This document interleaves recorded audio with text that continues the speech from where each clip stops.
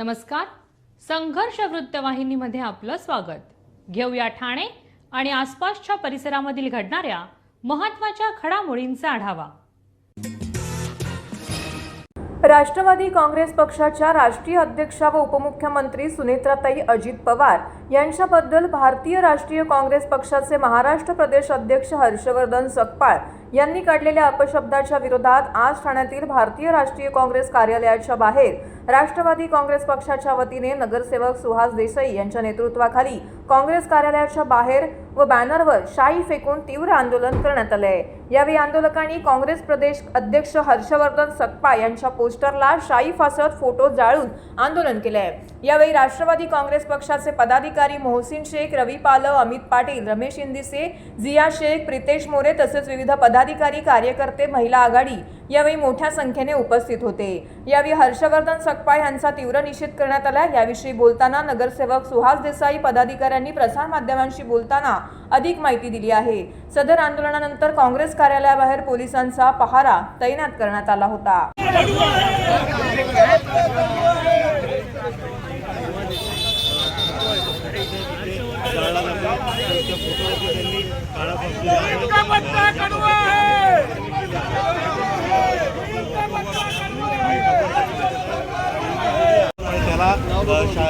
त्याच्यावरती शाही फेकलेली आहे.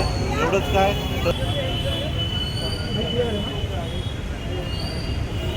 आंदोलन सुरू झालंय आणि अख्ख्या महाराष्ट्रामध्ये आंदोलन चालू आहे.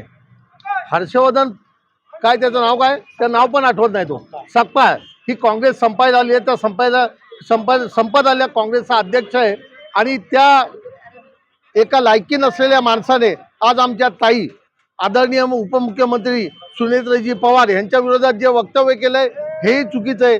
एका महिलेच्या विरुद्ध असं वक्तव्य करणं हे चुकीचं आहे. त्याचा आम्ही निषेध करतो आणि ह्या हर्षवर्धन सकपाळचा काँग्रेसची तातडीने राजीनामा घ्यावा व त्याने महाराष्ट्रात तोंड घेऊन निघून जावं. नाहीतर तो जिथे जाईल त्याचा तोंड आम्ही काळं करू. आम्ही ताईंचे कार्यकर्ते खंबीर आहोत. दादा, दात घासताय ना, मग पाणी का वाया घालवताय? ताई, भांडी घासा नाहीतर फोन पहा, पण नळ का चालू ठेवलाय? अंघोळ झाली ना करून मग शॉवर चालूच. कपडे धुताय पण पाणी वाया जात आहे, त्याचं काय? गाडी अशी धुताय आणि उद्या पाणी कायमचं संपलं तर? पाण्यासाठी किती जणांची वणवण होते. कित्येक कुटुंबांना तर पाणी मिळतही नाहीये. पाणी बोलत नाही, पण आपण त्याची किंमत जाणली पाहिजे. पाण्याचा अपव्यय टाळा, परिस्थिती भीषण होऊ शकते. प्रत्येक थेंब जपा, पाणी वाचवा. पाणी ही निसर्गाची देणगी आहे. पाणी निर्माण करता येत नाही. पाण्याची बचत हीच पाण्याची निर्मिती. ठाणे महानगरपालिकेतर्फे जनहितार्थ जारी. ठाणे महानगरपालिकेच्या वतीने आयोजित करण्यात येणारी 32वी ठाणे महापौर वर्षा मॅरेथॉन 2026 येत्या 30 ऑगस्ट 2026 रोजी उत्साहात पार पडणार असून या पार्श्वभूमीवरती महापौर शर्मिला पिंपोळकर यांनी पदाधिकारी आणि अधिकाऱ्यांसमवेत संपूर्ण मॅरेथॉन मार्गाची प्रत्यक्ष पाहणी केली आहे. स्पर्धा मार्गावरती आवश्यक त्या ठिकाणी रस्त्याची दुरुस्ती करण्याच्या सूचना संबंधित विभागाला दिल्यात. या पाहणी दौऱ्यात उपमहापौर कृष्णा पाटील, सभागृह नेते हनुमंत जगदाळे, विरोधी पक्षनेते शानू पठाण, गटनेते अभिजित पवार, नगरसेविका एकता भोईर, संध्या मोरे, विजया लासे, अतिरिक्त आयुक्त प्रशांत रोडे, उपायुक्त मीनल पालांडे तसेच स्पर्धा मार्गावरील कार्यकारी, ठाणे जिल्हा ॲथलेटिक्स संघटनेचे सचिव अशोक आहेर, उपाध्यक्ष प्रमोद कुलकर्णी, सहसचिव राजेंद्र मयेकर, एकनाथ पोळे उपस्थित होते. मॅरेथॉनची सुरुवात ठाणे महापालिका भवन येथून होणार असून महापौरांनी या प्रारंभ स्थळाचीही पाहणी केली आहे. यानंतर महापालिका भवन, Nitin company service road, road क्रमांक 16, रोड क्रमांक 22, इंदिरानगर, वर्तकनगर, उपवन मार्ग, पोखरण रोड क्रमांक 2, टिकुचिनीवाडी, उथळसर आणि कळवा या संपूर्ण स्पर्धा मार्गाची पाहणी करण्यात आली आहे. प्रत्येक टप्प्यावरती आवश्यक सुविधा, वाहतूक नियंत्रण, रस्त्याची गुणवत्ता आणि स्पर्धकांच्या सुरक्षिततेसंदर्भातली बाबींची तपासणी करण्यात आलेली आहे. महापौरांनी स्पर्धा मार्गावरील रस्त्यांची स्थिती, वाहतूक व्यवस्था, स्वच्छता, सुरक्षितता आणि इतर मूलभूत सुविधांचा आढावा घेतलाय. नितीन कंपनी सर्व्हिस रोड येथे जी कामं सुरू आहेत ती स्पर्धेच्या दिवशी स्पर्धा संपेपर्यंत बंद ठेवण्याबाबत संबंधित प्राधिकरणाशी समन्वय साधण्याच्या सूचना दिल्या आहेत. तसेच स्पर्धेच्या दिवशी मार्गावरील वाहतूक सुरळीत राहण्यासाठी रस्त्याच्या कडेला उभी असलेली वाहनं हटवून मार्ग पूर्णपणे मोकळ्या ठेवण्याच्या सूचना वाहतूक विभागाला देण्यात आल्या. यावेळी स्पर्धा मार्गालगत झाडांच्या वाढलेल्या फांद्या छाटून मार्ग मोकळ्या ठेवण्याचे निर्देश संबंधित विभागाला देण्यात आले. तसेच वाहतूक पोलिसांनी स्पर्धेच्या दिवशी प्रभावी वाहतूक नियोजन करून मॅरेथॉन मार्ग निर्बंध ठेवावा अशी सूचनाही महापौरांनी दिली आहे. स्पर्धकांना कोणताही अडथळा निर्माण होऊ नये यासाठी सर्व विभागांनी समन्वयाने काम करण्याच्या सूचना महापौर शर्मिला पिंपोळकर यांनी दिल्या आहेत. सर्वांना माझा नमस्कार. ठाणे शहरामध्ये मॅरेथॉन स्पर्धा ही घेतली जाते ठाणे महानगरपालिकेच्या माध्यमातून. ही 32वी मॅरेथॉन स्पर्धा आहे. आज 7 वर्षाने पुन्हा एकदा ठाणे शहरामध्ये ही मॅरेथॉन स्पर्धा धावणार आहे. खेळाडूंना एक आव्हानात्मक खरं तर आहे. बरेच खेळाडूंचे महापौर म्हणून मला फोन आलेले आहेत की मॅडम खूप तुमचे आभार की ही स्पर्धा तुम्ही ठाणे शहरात पुन्हा एकदा घेताय. आज पाहणी दौरा या संदर्भात ठेवलेला आहे की खेळाडूंची सुरक्षा, त्यांना पिण्याच्या पाण्याची सुरक्षा, रस्ते व्यवस्थित आहेत की नाही, ट्रॅफिक पोलीस हे व्यवस्थित आहेत की नाही, यांचा सगळ्यांचा पाहणी दौरा आज इथे केलेला आहे. काही ठिकाणी MMRDची कामं चालू आहेत, त्यांनाही आपण बैठक त्यांची आपण घेणारच आहोत. कारण काही ठिकाणी मला व्यवस्थित असे रस्ते दिसले नाही आहे, तर ती सुरक्षा पण व्यवस्था केली गेली पाहिजे. या संदर्भात आपण त्यांच्याबरोबर बसणार आहोत आणि खूप उत्तम आणि चांगल्या पद्धतीने ही वर्षा मॅरेथॉन संपन्न होईल. ठाणे महाराष्ट्र राज्याचे लाडके उपमुख्यमंत्री एकनाथजी शिंदे साहेब यांच्या मार्गदर्शनाखाली गेली 32 वर्ष ही मॅरेथॉन स्पर्धा सतत चालू असते आणि यापुढेही ती त्याच पद्धतीने खूप उत्तम आणि चांगल्या पद्धतीने चालू राहील. तर ठाणे महानगरपालिकेच्या इथूनच खरं तर ही धावपटून चालू होते आणि कळवा इथून येऊन पुन्हा ठाणे महानगरपालिकेच्या इथेच संपते. रजिस्ट्रेशनचं प्रमाण चालू आहे. बऱ्यापैकी रजिस्ट्रेशन झालेले आहेत. अजून महिना बाकी आहे. आपल्याला मला वाटतं 25 ऑगस्टपर्यंत लास्ट कालावधी आहे आणि फॉर्म मोठ्या प्रमाणात भरले जात आहेत. 21 किलोमीटर ही सगळ्यात मोठी किलोमीटरची ही आहे. त्याच्यानंतर वृद्धांसाठी सुद्धा 1 किलोमीटरपर्यंत धावण्याची हे आहे, स्पर्धा आहे. लोकांना हेच आवाहन करेल की ठाणे शहरामध्ये अनेक प्रकारच्या भारतीय संस्कृती खरं तर जपण्याचा हा एक माध्यम आहे आणि ठाणे महानगरपालिकेने तो जपलेला आहे. ठाणे अंतर्गत मेट्रो प्रकल्प हा लाखो ठाणेकरांच्या हितासाठीच हाती घेण्यात आला असून त्याबद्दल असलेले सर्व गैरसमज दूर करण्यासाठी व्यापक जनजागृती करण्याचा निर्णय उपमुख्यमंत्री एकनाथ शिंदे यांनी घेतला आहे. तसेच या प्रकल्पाबाबत असलेले आक्षेप जाणून घेऊन ते तातडीने दूर करण्यासाठी जागोजागी चर्चासत्राचं आयोजित करण्याचे निर्देश त्यांनी शिंदे यांनी या प्रकल्पाची अंमलबजावणी करणाऱ्या महामेट्रो प्राधिकरणाला दिले आहेत. आज याबाबत दृकश्राव्य माध्यमातून घेतलेल्या बैठकीत त्यांनी हे निर्देश दिले आहेत. ठाणे शहराच्या वेगवेगळ्या भागातून दररोज रेल्वे स्थानकाकडे जाणाऱ्या लाखो प्रवाशांचा प्रवास अधिक सोपा आणि गतिमान होण्यासाठी ठाणे अंतर्गत मेट्रोला मंजुरी देण्यात आलेली होती. 12,200 कोटींच्या निधीला यासाठी मंजुरी देण्यात आली होती. या प्रकल्पातील 26 किलोमीटरचा मार्ग हा जमिनीवरून तर नव्या आणि जुन्या स्टेशनला जोडणारा 3 किलोमीटरचा मार्ग हा भुयारी असणार आहे. या मेट्रो मार्गाच्या प्रत्यक्ष कामाला आता सुरुवात झाली असून आतापर्यंत 9.5% काम पूर्ण झालेलं आहे. तर मेट्रो स्टेशन आणि कास्टिंग यार्डचं काम प्रगतीपथावरती आहे. ही मेट्रो रायलादेवी येथे मेट्रो मार्ग 4ला तर बाळकुम नाका येथे मेट्रो मार्ग 5ला जोडली जाणार आहे. त्यामुळे शहरातील वेगवेगळ्या भागातून जुन्या आणि प्रस्तावित असलेल्या नवीन ठाणे स्टेशनकडे येणं अधिक सोपे होणार असून नागरिकांची वाहतूक कोंडीतून मुक्तता होणार आहे. झालेल्या बैठकीत प्रकल्पाची सद्यस्थिती जाणून घेत या प्रकल्पाला भेडसावणाऱ्या अडचणी दूर करण्याचे निर्देश उपमुख्यमंत्री शिंदे यांनी दिलेले आहेत. शहराच्या विकासासाठी अत्यंत महत्त्वाच्या असलेल्या या प्रकल्पाला एकीकडे प्रत्यक्ष सुरुवात झाली असली तरीही गेल्या काही दिवसांमध्ये या प्रकल्पाला वेगवेगळ्या स्तरातून विरोध होऊ लागला आहे. या प्रकल्पाबाबतचे सर्व गैरसमज दूर करण्यासाठी या प्रकल्पाबाबतचे सादरीकरण स्थानिक लोकप्रतिनिधी आणि नागरिकांसमोर करण्यात यावेत. त्यांचे या प्रकल्पाबाबतचे आक्षेप समजून घेत ते दूर करावे असे निर्देश उपमुख्यमंत्री एकनाथ शिंदे यांनी आजच्या बैठकीत दिले आहेत. ठाणे शहरात पावसाळा सुरू होताच रस्त्यांवरील खड्ड्यांमुळे नागरिकांचे हाल होत आहेत. निकृष्ट दर्जाची कामे आणि भ्रष्टाचारामुळे नागरिकांच्या जीवाशी खेळ सुरू असल्याचा आरोप महाराष्ट्र नवनिर्माण सेनेने केला आहे.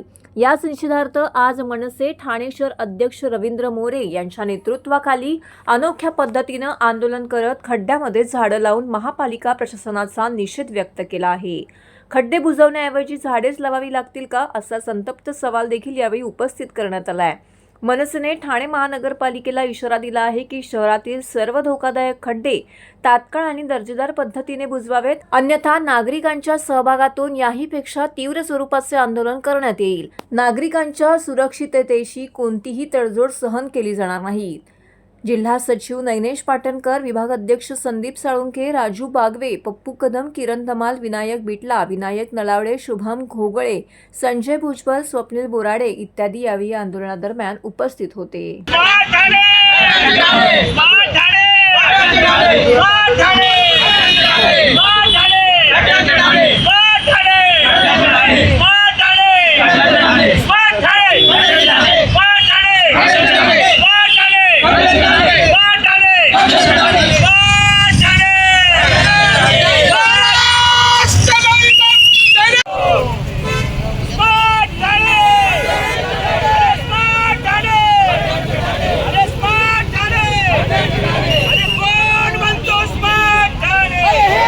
आंदोलनाबद्दल आणखीन हे लोक किती मुलांचा जीव घेणार ते मला कळत नाही आहे.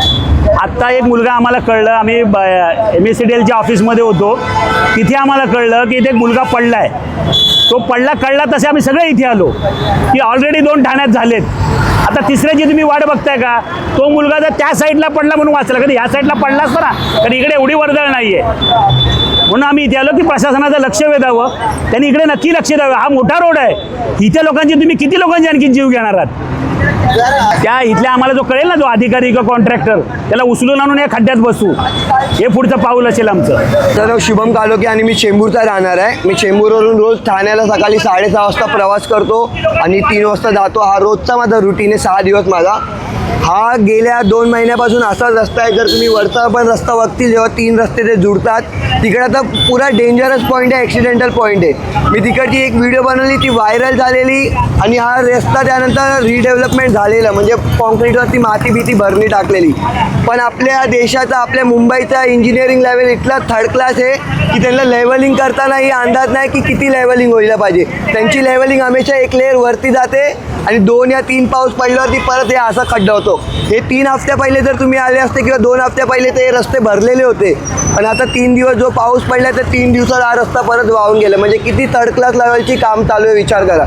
म्हणून जेव्हा पण मी या रस्त्याने येतो आणि जातो ना, मला विचार येतो की मी ज्या पोराला शिकवतोय त्यांना नक्की या देशात किंवा मुंबईमध्ये राहायसाठी प्रोत्साहित करू का काम करण्यासाठी प्रोत्साहित करू, काय करावं लागेल यासाठी की हे सर्व असे काम थांबले पाहिजेत. हे इंजिनियर, पॉलिटिशियन्स आणि जे पण लोकल गव्हर्नमेंट बॉडी आहे त्या लोकांनी सर्वांनी एकसाथ येऊन याच्यावरती काम केलं पाहिजे.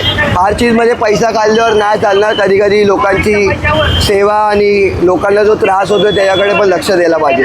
सेम ट्रॅफिकवाले तुम्ही तिकडे बघतील, ते तुम्हाला फाईन, सीट बेल्टसाठी फाईन, बिना हेल्मेट, PUC, इन्शुरन्ससाठी फाईन मारतील, ज्याची काय गरज नाही. सर्वात मेन गरज आहे ट्रॅफिकवाल्यांनी ह्या रस्त्यांवरती लक्ष देऊन त्यांच्या मोठ्या अधिकाऱ्याला सांगावे की हे रस्त्यांमुळे मेन जास्त ॲक्सिडेंट होत आहेत. हेल्मेट न घातल्याने माणूस एक टाईम जाईल पण, ॲक्सिडेंटनी वाचल पण, पण या खड्ड्यात जर पडला तर त्याची सीधी मौत आहे. असं वाटलं सर, आज मी माझी बाईक आत्ता बनवून आणली, मी ॲक्सेसवरती येत होतो. आज सकाळीच माझा एक खड्डा अचानक आला, त्या खड्ड्यात माझी गाडी जाऊन बंप झाली.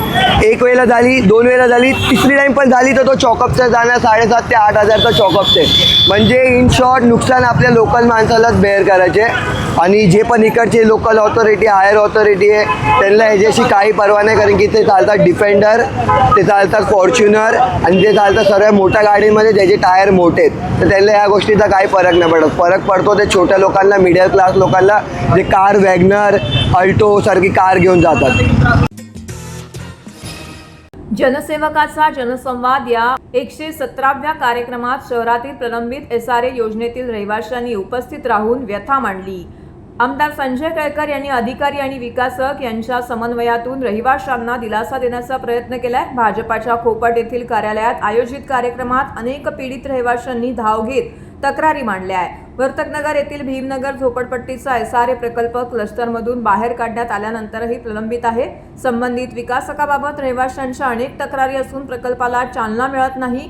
येथील पीडित 350 कुटुंबांना हक्काचं घर मिळावं यासाठी मी प्रयत्नशील असून लवकरच SRA अधिकाऱ्यांसोबत बैठक घेणार असल्याचं केळकर यांनी सांगितलं आहे. आंबेडकर रोड येथील SRA प्रकल्पातील सुमारे 450 कुटुंब हवालदिल असून त्यांचे प्रतिनिधी देखील यावेळी उपस्थित होते. यावेळी केळकर यांनी संबंधित विकासकाला देखील निमंत्रित केलं होतं. बैठकीत क्लस्टर योजना राबवायची की SRA प्रकल्प राबवायचा यावर चर्चा करण्यात आली. सुमारे 19 वर्ष योजना रखडल्याने हक्काचे घर मिळणार की नाही असा प्रश्न उपस्थित झाला असून लवकरच यातून मार्ग काढणार असल्याचं केळकर यांनी सांगितलं आहे.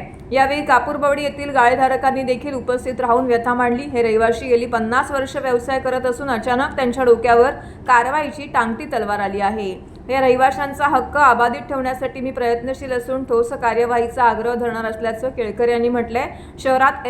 शहरात अनेक SRA प्रकल्प वर्षानुवर्ष रखडले असून विकासकांच्या भ्रष्ट कारभारामुळे रहिवासी हवालदिल झाले आहेत.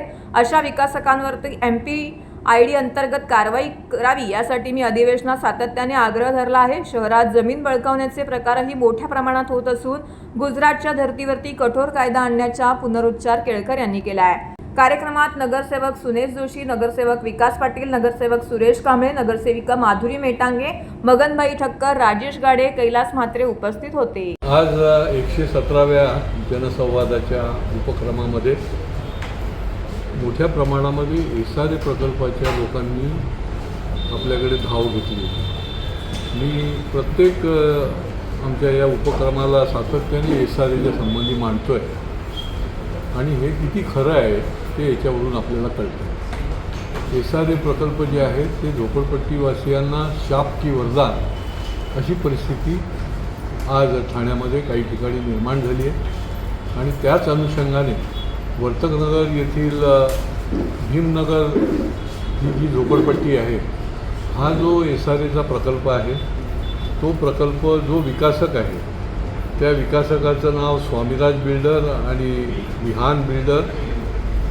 त्यांचं दुखणं हेच आहे, एक तर क्लस्टरमधनं हाय पॉवर कमिटीला सांगून आम्ही यांचा प्रकल्प जो आहे तो बाहेर काढला की बाबा हा SRA प्रकल्प म्हणूनच झाला पाहिजे आणि त्यानंतर आता म्हणजे आगीतून फोपाट्यात गेल्यासारखं त्यांना झालं. आता विकासकाची तक्रार ही सगळी मंडळी त्या प्रकल्पाची आली होती. झोपडपट्टीवासी आले होते, जवळजवळ 400-450 झोपडपट्टीवासी आहेत आणि विकासक अजून पुढे कुठलीही काही त्या प्रकल्पाला चालना देत नाही आहे. आता त्या संबंधामध्ये कठोर निर्णय घेण्यासंबंधी लवकरच SRAच्या कार्यालयामध्ये देखील बैठक घ्यायला लागणार आहे. दुसरा प्रकल्प जो आहे तो या इकडचा आंबेडकर रोड जो ठाणे शहरामधला आहे त्या भागातल्या 400-500 झोपडपट्टीवासियांचा आहे. 19 वर्ष ते रखडले होते आणि काहीच तयार होत नव्हतं, कागदपत्र तयार होत नव्हती आणि त्याच्यामुळे इतकी दिरंगाई झाली होती. आज मी प्रत्यक्ष हा प्रकल्प राबवणारे विकासक आणि झोपडपट्टीधारकांचे त्या कमिटीचे प्रतिनिधी यांची देखील बैठक घेतली आणि 2 पर्याय त्यांच्यासमोर त्यांनी ठेवले की क्लस्टरमध्ये आपण जाणार का SRAमध्ये जाणार. तर त्या दृष्टीने या आठवड्याभरामध्ये किती पात्र होऊ शकताय याची यादी बनवून विकासक आणि हे झोपडपट्टीधारक त्यांची कमिटी हे माझ्या उपस्थितीत बसून पुढचा जो आहे तो निर्णय करणार आहेत. आता असे 10-10 वर्ष प्रकल्प जर रखडायला लागले तर माणसाचं गेलेलं आयुष्य तर पुन्हा मिळत नाही आणि त्याच्यामुळे मी सातत्याने जी मागणी करतो आहे की तुम्ही MPID खाली या डेव्हलपरना घ्या. जर त्यांच्याकडनं काही चुका होत असेल तर MPID खाली गुन्हा दाखल करा. याचं उत्तम आता या ठिकाणी अनेक प्रकल्प बाधित त्रस्त झोपडपट्टीवासी जेव्हा येतात तेव्हा आपल्याला ते आवश्यक वाटतं.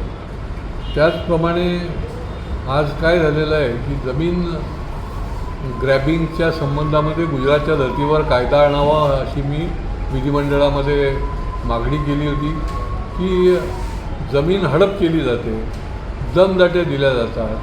खाजगी लोकांच्याकडनं देखील काही वेळेला दमदाटी करून त्याची रूम असेल, घर असेल, जमीन असेल, तर त्याच्यावर कुठलाही कायदा नाही आहे. आणि त्याच्यामुळे गुजरातच्या धर्तीवर जर अशा प्रकारचा कायदा आला तर असा जो प्रकार चाललेला आहे, संगनमताने काही शासकीय अधिकाऱ्यांना पण हाताशी धरून जे चालू आहे ते थांबेल. आणि त्याच्यामुळे या ठिकाणी वेगळी केस होती. कापूरबावडी भागामध्ये 50-60 वर्षापासून त्या ठिकाणी लोक राहत होते, काही गाळेधारक होते, त्याच्यामध्ये बरीचशी डिस्प्यूट होतं. पोलिसांच्या बंदोबस्तात ते 2 दिवसापूर्वी तोडणार होते, परंतु आम्हीच डिपार्टमेंटला सांगितलं की यांची ही बाजू आहे आणि त्याच्यामुळे प्रॉपर तुम्ही प्रोसिजर पाळल्याशिवाय पाडायची घाई करू नका. तर हे होतं संघर्ष वृत्तवाहिनीचं आजचं बातमीपत्र. उद्या पुन्हा भेटू याच वेळी याच ठिकाणी ताज्या घडामोडींसह. तोपर्यंत नमस्कार.